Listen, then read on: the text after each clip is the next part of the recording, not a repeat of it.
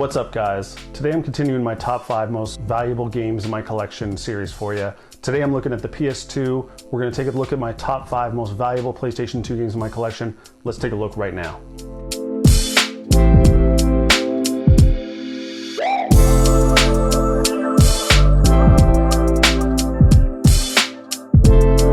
So let me start off by saying my PlayStation 2 collection is not huge. I don't have a huge, giant collection of PlayStation 2 games. I didn't grow up on PlayStation. I never had a PlayStation 1. I always had an N64. Never had a PlayStation 2. I always had a GameCube. PlayStation 3, I always had an Xbox. But now as an adult, I am going back and trying to collect some games that I missed out on. And number 5, where to start with this series, SmackDown Shut Your Mouth, valued at about $20 in my collection. I know it's not very high, but SmackDown always holds a place in my heart. When I think of PlayStation, I think of SmackDown. When I was a kid, we only had WCW versus NWO Revenge. You'd have the terrible, WCW or WWF Attitude or whatever. But you'd always have that buddy that would have a PlayStation and SmackDown on it. When you were a kid and you were playing SmackDown, that's where you learn trash talk. That's where you learn, shit talking with your buddies.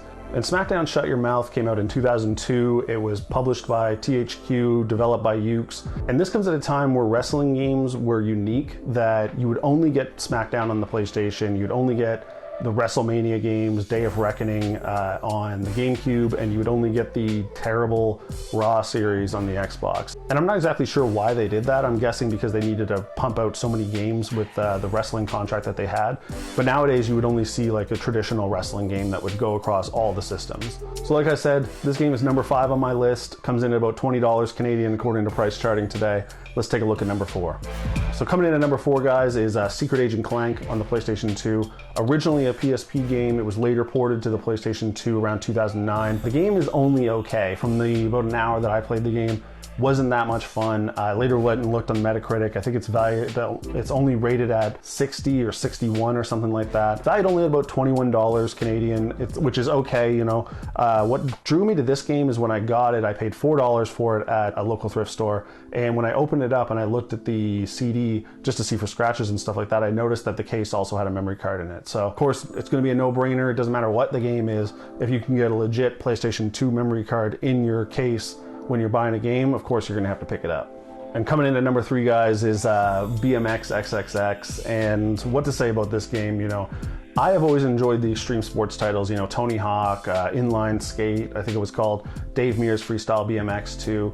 And what this game is essentially a spiritual successor to Dave Mirra's Freestyle BMX. Originally, Dave Mirra was supposed to be tied to this game. His name was supposed to be on it, but Acclaim shifted their focus once Grand Theft Auto came out, and the hype was with, I think, Vice City at the time. They wanted to make a more edgy game, so what they did is they came up with this idea for BMX XXX. I don't know why. I think the developers were very embarrassed by this. What's funny about this game is essentially it is the game that probably put the nail in the coffin for Acclaim. Retailers wouldn't sell this game, so you had Walmart, Toys R Us, they didn't want to touch the game. It looked so bad on Acclaim, Dave Mirra ended up suing them. And I think the biggest thing for this game is the fact that Sony at the time would not allow this game to be on the PlayStation 2 if they did not censor the nudity.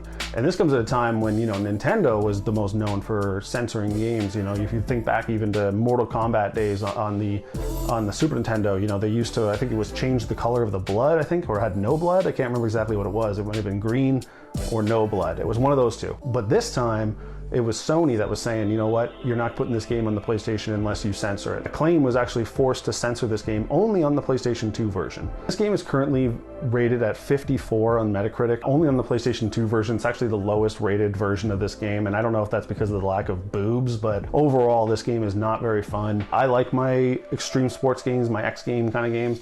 Kind of still like Dave Mirra, but it's just so cringy to play. It's so embarrassing.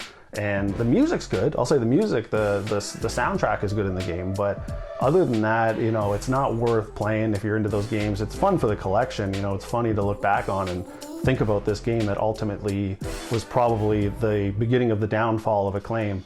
So I paid $1.99 for this game at Value Village, and it's currently valued at $32, and it's number 3 in my most valuable PlayStation 2 games in my collection. And coming in at number 2, Grand Theft Auto, the Trilogy. Nothing exciting about this. It's essentially just Grand Theft Auto San Andreas, Vice City, and 3 all in a triple pack. And it actually came out on the Xbox as well. And if you're looking for this game, I would pick it up on the Xbox because it is a little bit more valuable, a little bit more sought after according to PriceCharting. Also, you get those custom soundtracks that you don't get on the PlayStation 2. Ultimately, this is just a 3-pack. I think it's been re-released on the PlayStation Store and as a definitive edition, maybe even on the Switch and Xbox as well.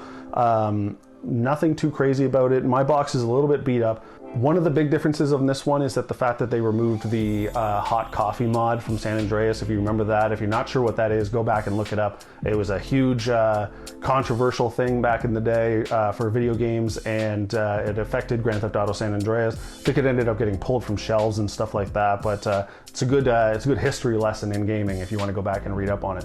And mine's a little beat up around the edges and stuff like that, but all the games come with their original manuals and maps and stuff like that. And this game's valued at about $35 right now on PriceCharting. A little bit, like I said, a little bit more on the Xbox version, so if you can find that one, make sure you do pick it up. So coming in at number 1, guys, is one of the few Japanese PlayStation 2 titles that I have in my collection. Hyper Street Fighter 2, the Anniversary Edition, Japanese Edition. And this game came out in 2003 in Japan, and essentially it's just an anniversary edition of Street Fighter. So unfortunately I couldn't do any footage of this game just because I don't have a Japanese PlayStation 2 and my PlayStation is not modded. So I looked into it right before I did this video to see if it's easy to do, if it's some sort of memory card trick or something like that you can do, but it just seemed like it was going to be too much work. And so just picture literally any Street Fighter game that you've played before, and this is it. It's really nothing different from the footage that I've seen. I might be wrong. I'm not huge into the fighting genre, so if I am wrong, make sure you light me up in the comments below. But it seems like it's just another Street Fighter port, and that's what Capcom has done for years and years and years. But this game is worth about $50 Canadian on PriceCharting right now. And I actually put this game in wrong when I first got it. I got this game in a bundle. It was about maybe 8 games, so I paid about 20 bucks for it. I didn't even know at the time that I was getting some Japanese games. And so I put it into PriceCharting. I put it in as the PAL version. Idiot. The PAL version was a lot less, so when I was going back and I was looking at my PlayStation 2 games, I wanted to make sure that I was entering them right and that everything was up to date. So when I did correct that one, I was pleasantly surprised to see that it was valued at $50. So these are my top 5 most valuable PlayStation 2 games. Nothing too wild at all, but it is fun to showcase them. It's fun to go back and look at my consoles and see what my most valuable games are. I'm definitely going to keep this series going. It's fun for me to do. I'll pick another console and I'll do another top 5 video for that. If you do want to see a certain console, let me know in the comments below. If you do like this video, make sure you do like and subscribe. But for now, guys, have a good one.